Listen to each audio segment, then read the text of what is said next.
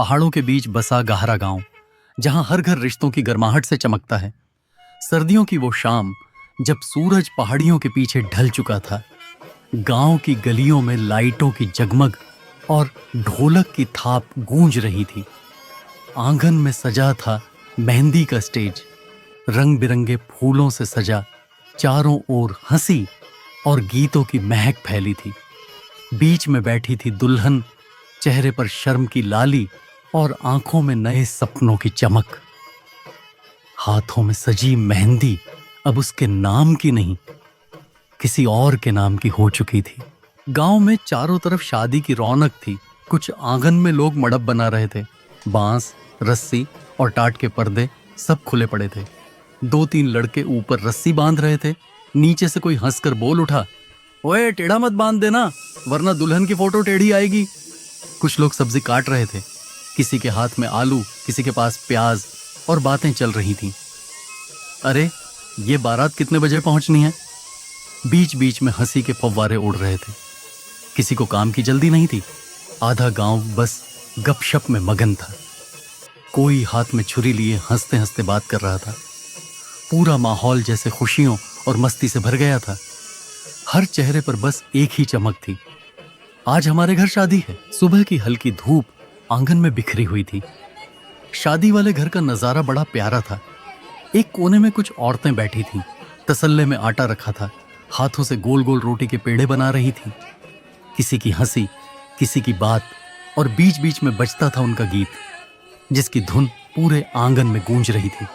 गारा में सब लोग मिलजुल कर काम करते हैं, जैसे उनके अपने घर में शादी हो। सब लोग अपने अपने काम में लगे हुए थे। स्टेज तो ऐसे सजा था मानो किसी राजा का दरबार हो। सुबह की ठंडी धूप पहाड़ों की चोटियों पर सुनहरी चमक बिखेर रही है। आंगन में सजा हुआ मंडप चारों ओर देवदार की डालियों और रंग बिरंगे फूलों से सजा हुआ। मंडप के बीचों बीच दुल्हन लाल जोड़े में सजी, सिर झुकाए हवन कुंड के सामने बैठी है। पास में पंडित जी ऊंचे स्वर में मंत्रोच्चार कर रहे हैं। आहा, हर मंत्र के साथ अग्नि की लपटें हल्के हल्के ऊपर उठती हैं और घी की सुगंध पूरे माहौल में फैल जाती है। किनारे बैठी गांव की औरतें धीमे स्वर में स्थानीय पहाड़ी गीत गा रही हैं। उनकी आवाज में पहाड़ों की मिठास है और भावनाओं में अपनापन। पीछे कहीं दूर से ढोल की धीमी थाप सुनाई देती है, जैसे पूरा गांव इस पवित्र मिलन का साक्षी बन गया हो। आंगन के एक कोने में कुछ औरतें मिट्टी के चूल्हे के पास बैठी थीं। कोई लकड़ी सुलगा रही थी, तो कोई आटे की लोइयां बेल रही थी। धुएं की खुशबू में देसी घी की महक घुली हुई थी।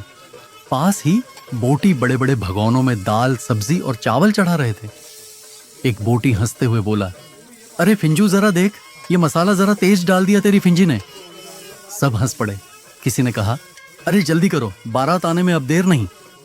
पीछे से औरतों की आवाजें गूंज रही थीं, चलो बहन, जल्दी जल्दी रोटियां पलटो, वरना दूल्हा भूखा रह जाएगा। गांव की गलियों में शहनाई की मीठी धुन बज रही थी और हर चेहरे पर शादी की रौनक झलक रही थी। आंगन में मंडप सज चुका था। चारों तरफ फूलों की खुशबू, लाइटों की जगमगाहट और औरतों के गीतों से पूरा माहौल जीवंत था। इसी बीच गांव के मोड़ से ढोल नगाड़ों की आवाज आई। बारात पहुंच गई थी। गांव के बच्चे दौड़ते हुए चिल्लाए, बारात आ गई, बारात आ गई। सब लोग बाहर भागे और आंगन में नाच गाना शुरू हो गया। ढोल की थाप पर जवान झूमने लगे। द्वार पर पहुंचते ही सालियों ने रास्ता रोक लिया। हाथों में थाली, चेहरे पर मुस्कान। पहले नेक दो, तभी अंदर आएंगे दूल्हा राजा। के बाद बारात को अंदर ले जाया गया। पत्तलें बिछा दी गईं। गांव के लोग बारात को धाम परोसने में लग गए।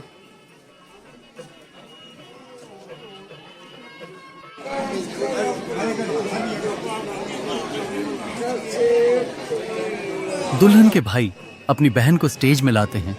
सबकी नजरें उस पल पर टिकी रहती हैं। फिर आता है स्टेज वाला पल, जहां दूल्हा और दुल्हन आमने सामने खड़े होते हैं। दूल्हा मुस्कुराते हुए दुल्हन के गले में वरमाला पहनाता है और सब बधाई हो, बधाई हो कहते हुए झूम उठते हैं। इसके बाद पंडित जी दोनों को 7 फेरों के लिए बुलाते हैं। हवन की पवित्र अग्नि के सामने दोनों 7 वचन लेते हैं। सुख दुख में साथ निभाने के, एक दूसरे का आदर करने के, हर परिस्थिति में एक दूसरे का सहारा बनने के।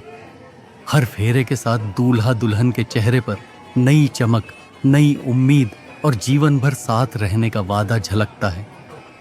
पंडित जी हर मंत्र के साथ कहते हैं, अब तुम दोनों एक आत्मा, दो शरीर बन चुके हो।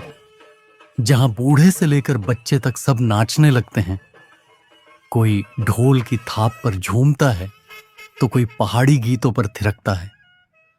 पूरा गांव खुशी में डूब जाता है और इस तरह खत्म होती है एक खूबसूरत हिमाचली शादी की कहानी। प्यार, परंपरा और मुस्कुराहटों से भरी हुई। अगर आपको ये कहानी पसंद आई हो तो लाइक करें, शेयर करें और चैनल को सब्सक्राइब जरूर करें।